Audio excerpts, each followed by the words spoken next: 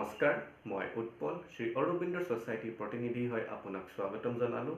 আমি শিক্ষাত শূন্য নিৱেশ নৱাচাৰ ZIIEI zero investment innovation for education ইনিচিয়েটিভৰ পৰা এটা ৰোমাঞ্চক নৱাচাৰ বিষয় ক'ম মই এই ভিডিঅ'ত শূন্য নিৱেশ টেকনিকত আধাৰিত মেঘালয়ৰ অনুভৱী শিক্ষকৰ দ্বাৰা বিকশিত এটা নৱাচাৰ যাৰ নাম হ'ল learning from gardening and plantation বাগিচা আৰু গছপুলি ৰোৱাৰ পৰা শিক্ষা যোনটো এনভাইৰনমেণ্ট এণ্ড ইকলজি পৰা লোৱা হৈছে তাৰ বিষয়ে ক'ম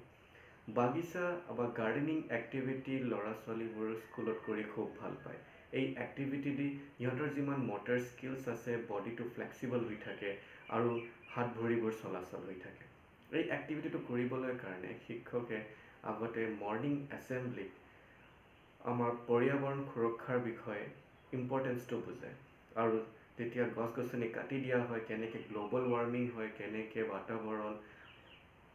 দূষিত হয় পলিউশ্যন হয় আৰু গছ গছনি লগালে কেনেকৈ আমি গ্লোবাল ৱাৰ্মিংটো কমাব পাৰোঁ আৰু কেনেকৈ কাৰ্বন ডাই অক্সাইডবোৰ এবজৰ্ব হয় সেইবোৰ বস্তুটো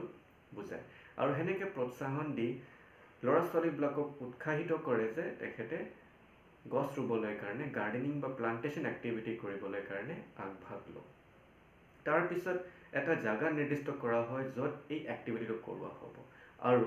ষ্টুডেণ্টৰ সহায়তে আৰু স্কুল কমিউনিটি বা গাঁও সমুদায়ৰ সহায়তে সেই জাগাটো হাল মাৰি দিয়া হয় আৰু হাল মাৰি দিয়াৰ পিছত ষ্টুডেণ্টবিলাকক গ্ৰুপত ভাগ কৰি দিয়া হয়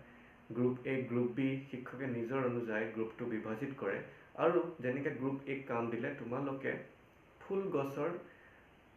চিডছবোৰ লৈ আহা বা বীজবোৰ লৈ আহা নহ'লে গ্ৰুপ বিক কৈ দিব যে তোমালোকে গছৰ বীজবোৰ লৈ আহা তাৰ চিডছবোৰ লৈ আহা আৰু তাৰপিছত সেই জাগাটো সেনেকুৱা ভাগটো কাম কৰি দিয়াৰ পিছত সেই ল'ৰা ছোৱালীবিলাকক কামটো এনেকৈ ভাগ কৰি দিয়া হয় আৰু ভাৰ্মি কম্পষ্টিং কি বস্তু সেই বস্তুটো শিকাবলৈ কাৰণে শিক্ষকে ল'ৰা ছোৱালীৰ সহায়তে এটা গাঁত খান্দে আৰু স্কুলত যিমান শাক পাচলি পেলাই দিয়া হয় বা যোনটো ৰ ভেজিটেবলছ থাকে আৰু যোনটো ফল মূল থাকে আৰু যোনটো গছ গছনি যোন ঠানি যোনটো মৰি যোৱা ঠানিবোৰ থাকে সেই লেতেৰাবোৰ সেই গাঁতত পেলাবলৈ দিয়ে আৰু সেই ভাৰ্মি কম্পষ্টিং প্ৰচেছটো বুজায় আৰু 2-3 সপ্তাহৰ পিছত ভাৰ্মি কম্পষ্ট মেনিউৰ এটা খাদ্য এটা নিৰ্মাণ হয় আৰু সেই খাদ্যটো যেতিয়া গছ পুলি বা ফুলৰ গছৰ যেতিয়া বীজবোৰ অনা হয় তাত সেই খাদ্যবোৰ দিয়া হয় আৰু শিক্ষকে সেই জাৰ্মিনেশ্যন প্ৰচেছটো বুজায় যে আমি যদি টাইমত যদি পানী দিওঁ আৰু সূৰ্যৰ যদি পোহৰটো পায় কেনেকৈ সেই গছটো বাঢ়ি আহে আৰু যেতিয়া গছটো বাঢ়ি আহে শিক্ষকে গছৰ সব ভাগবোৰ ল'ৰা ছোৱালীবিলাকক বুজায় যোনটো আমি ৰুট কওঁ গছৰ আলু তাৰ মহত্বতাটো কি আৰু যোনটো শিপা তাৰ মহত্বতাটো কি আৰু গছৰ পাতৰ মহত্বতাটো কি আৰু এই এক্টিভিটিৰ মাধ্যমেৰে ল'ৰা ছোৱালীবোৰ নিজৰ উত্তৰদায়িত্ব বুজি পায় নিজৰ পৰ্যাৱৰণৰ সুৰক্ষা কৰিবলৈ কাৰণে আগবাঢ়ি আহে আৰু এই এক্টিভিটিটো কৰিবৰ কাৰণে শিক্ষকে খুব ভালদৰে চায় যে সৰু সৰু ল'ৰা ছোৱালীবোৰক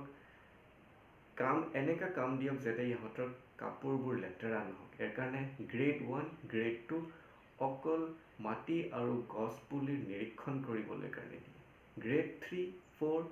5 সেইকেইটাক পানী দিবলৈ কাৰণে দিয়ে আৰু যিমান ছিনিয়ৰ গ্ৰেডছৰ ষ্টুডেণ্ট থাকে ইহঁতক সম্পূৰ্ণ গছৰ বাঢ়ি যোৱা লগে ইহঁতক কামটো চাবলৈ দিয়ে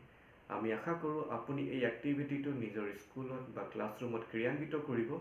এনেধৰণৰ আৰু অধিক ভিডিঅ'ৰ কাৰণে আপুনি ZIIEI ইউটিউব চেনেল সাবস্ক্ৰাইব কৰক যদি আপুনি এই ভিডিঅ' ফেচবুকত চাই আছে তেনেহ'লে আমি নিবেদন কৰিম যে এই পেজটো লাইক কৰে ধন্যবাদ